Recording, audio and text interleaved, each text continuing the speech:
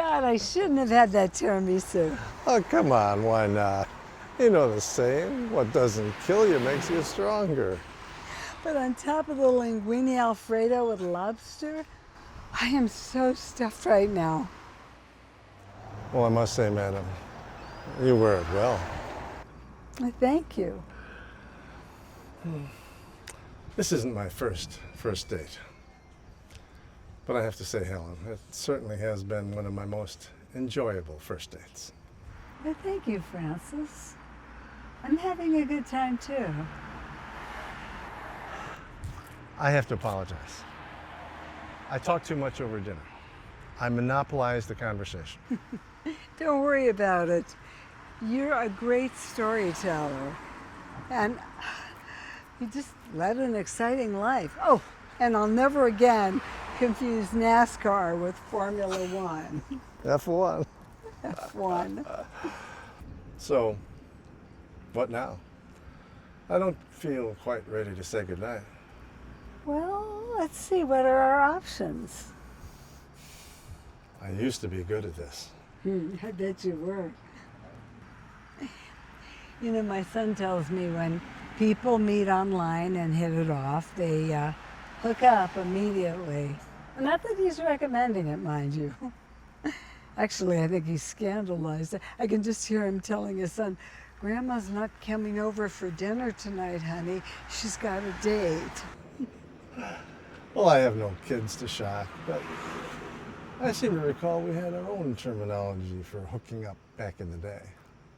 Back in the day, if I remember right, things moved a little slower, didn't they? Am I right? Or am I making that up? It's been so long I can barely remember. Weren't we the pot-smoking, free-love, flower child generation? I mean, I may be showing my age. I know I've got a few years on you. Oh, stop. Had things calmed down that much by the time you came along? Stop. Let's not go there. Those were crazy times, weren't they? We're survivors. More like walking wounded. Okay, walking wounded. What do you say we take a walk? It's a beautiful night. It is.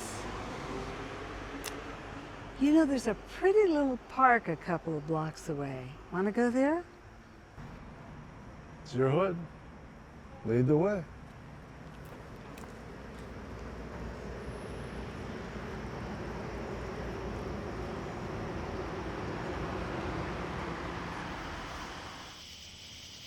The air is perfect tonight.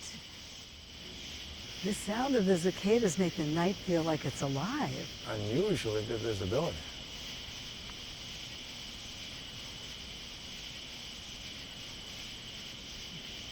Mary?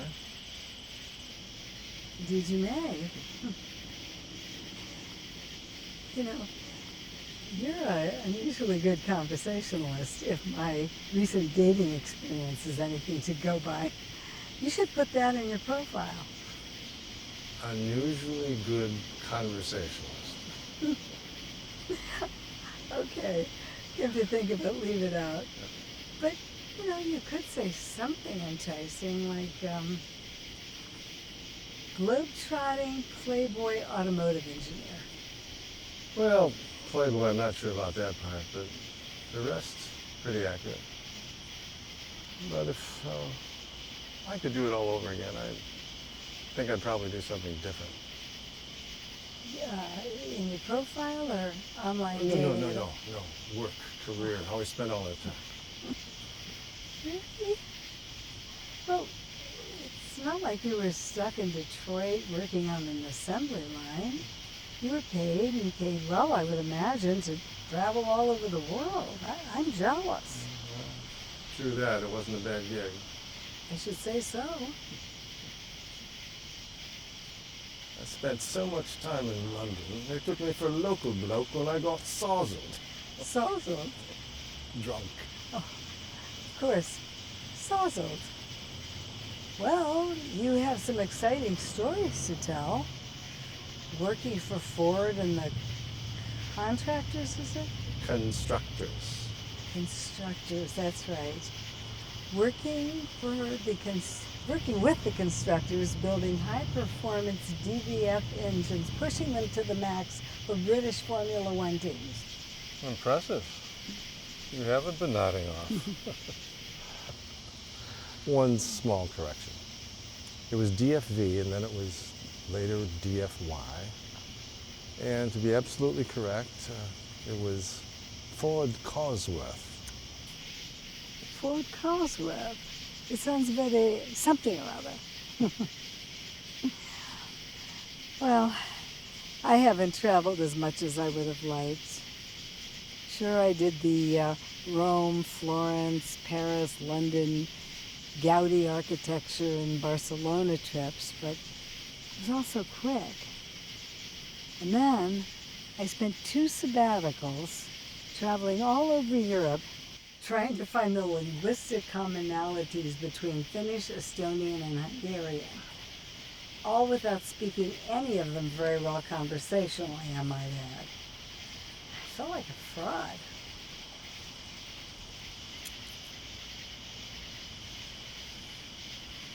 Check this out.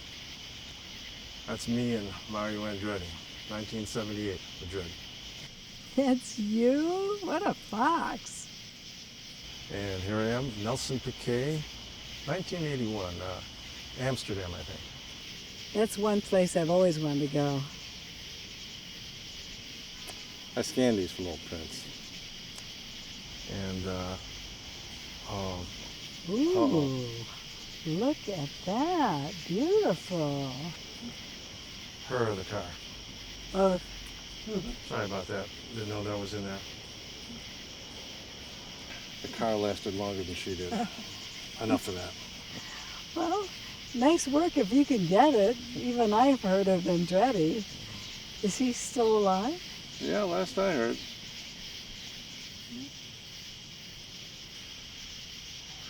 I can't complain, but you know, here I am retired with time on my hands to do the life review, and if I were to start over, I think I'd do something else. So probably aviation or test pilot, maybe even a commercial pilot. Really? A commercial pilot? Oh, that sounds so sedentary for you. Terrible hours back and forth. Sounds like all the downside of travels with none of the upsides, don't you think? Oh, but you should see an electrical storm from 35,000 feet. To the northern lights. When you're above all the light pollution, you get an amazing view of the stars, the Milky Way. It's pretty incredible. When you're a passenger, the cabin lighting keeps you from seeing much of the stars, even at high altitude. Back in the 70s and 80s, when I was doing the Heathrow to JFK commute a few times a month, I got to know all the regulars on the cruise. And probably because they knew I was a gearhead, they were pretty liberal in letting me spend some time in the cockpit. Big windows, dark, quiet. Pretty amazing it was. Every flight was a different view. Of course, since 9/11, there's no way you can do that anymore. They don't let anybody inside the cockpit.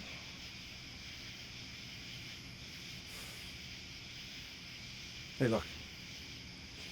There's the constellation Pleiades. Wow, it really is spectacularly clear tonight. Beautiful. Truly beautiful. Actually, Pleiades isn't a constellation. That's a common misconception, I guess. Yeah, I know Pleiades is not a constellation. That was a slip. Yeah, Pleiades is, or is it are, a star cluster in the constellation Taurus. You're not a Taurus, are you? Oh, thank God. Just kidding. I don't want you to get the wrong idea. I don't put any stock in astrology, but stars, however.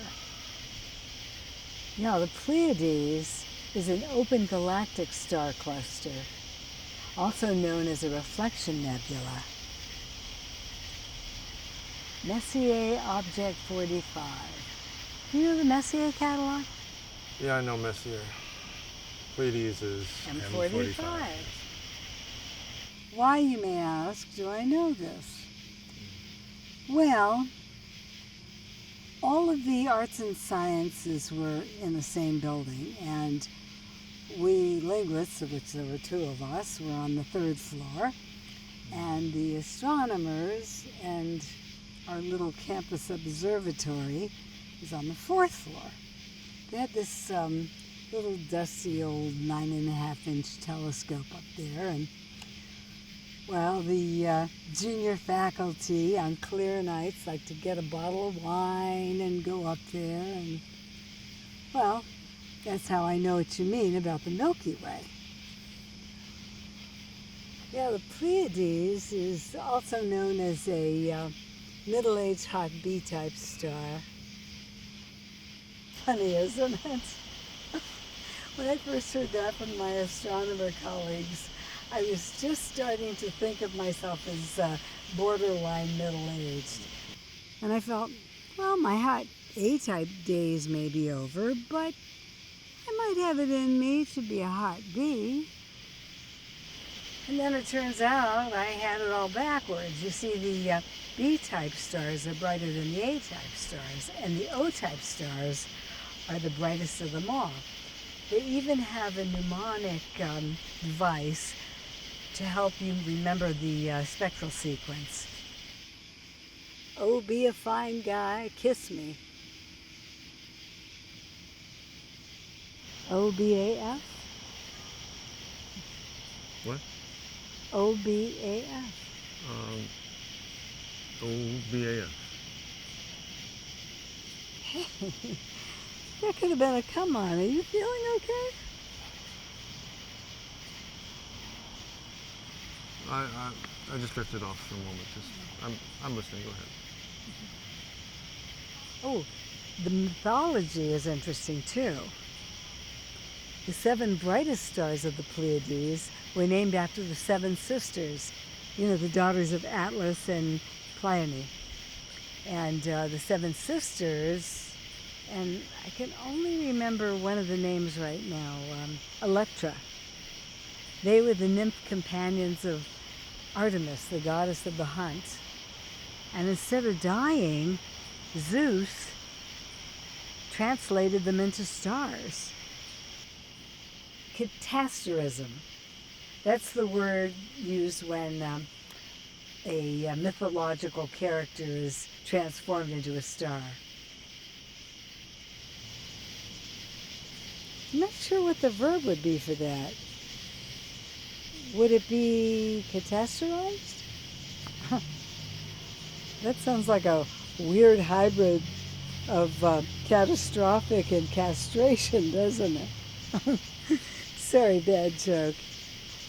Anyway, the 7 sisters were chased around by Orion, and then they were catastrophized, and they're still being pursued through the sky by Orion because he was catastrophized too. And their father, Atlas, he's the guy that carries the whole weight of the heavens around on his shoulders for all eternity. So I guess his star daughters are there to keep him company. Oh, another thing about the Pleiades. You might know this being a gearhead, as you put it. Subaru is the Japanese word for the Pleiades. I wonder how many Subaru owners know that. And that's where the logo comes from. You know the oval with the 6 stars in the middle? Well, the 7th sister is supposedly invisible. And Subaru used to be known as Fuji Heavy Industries. And FHI is a conglomerate of 7 smaller companies, one of which was a military aircraft manufacturer during World War II. So, 7 sisters, Pleiades, Subaru. Interesting, huh?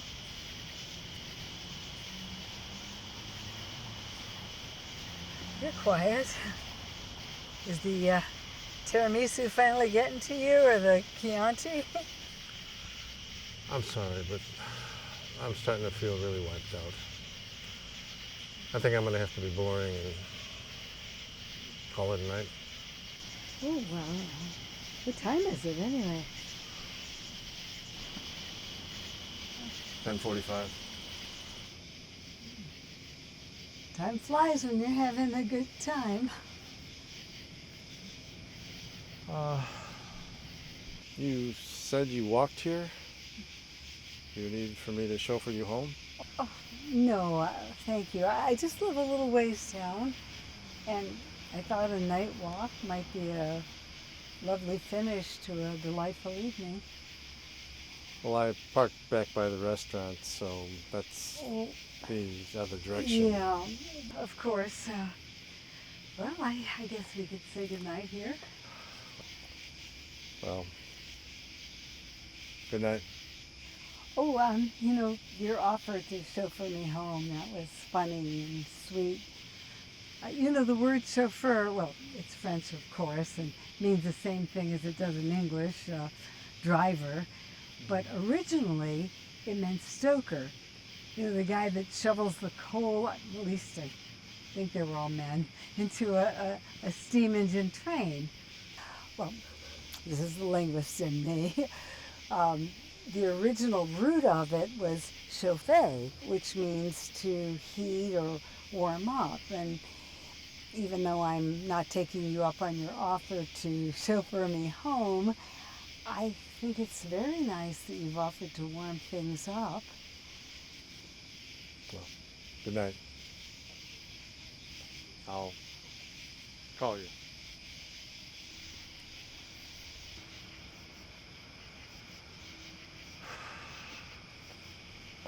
Well, that went south.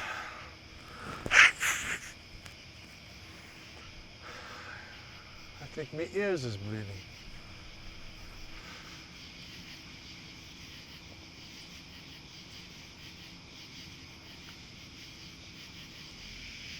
Well,